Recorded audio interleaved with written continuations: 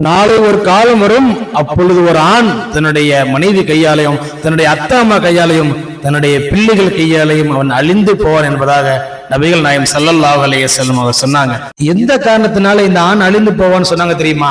இவன் நல்லபடியா உழைச்சு சம்பாரிச்சு சேர்த்து வச்சிருப்பான். ஆனா இந்த 3 பேரும் சேர்ந்து இது விலை கூட உள்ள பொருள், இதை வாங்கினா குவாலிட்டியா இருக்கும் அப்படின்னு தாராளமா செலவு செஞ்சு அவனை ஏழையா மாத்திடுவாங்கன்னு சொன்னாங்க. 1வது காரணம். 2வது, அவனால முடியாத விஷயத்தை சுமத்தி அவனை சிரமத்தில் ஆழ்த்துவார்கள் சொன்னாங்க. இன்னைக்கு குடும்ப சுமையினால 1க்கு 2 வேலை செஞ்சு சம்பாதிக்கிற ஆண்கள் இன்னைக்கு அதிகமாயிட்டாங்க. இன்னும் கொஞ்சம் கூட சம்பாதிக்கலாமே அப்படின்றதுக்காக.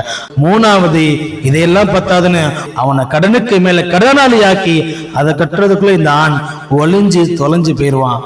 இதனால்தான் பெருமானார் ஸல்லல்லாஹு அலைஹி சொன்னாங்க, ஒரு ஆணுடைய அழிவு அவனுடைய மனைவி கையாலையும் அவனுடைய பெற்றோர் கையாலையும் அவனுடைய பிள்ளைகள் கையாலையும் இருக்கும்னு சொன்னாங்க.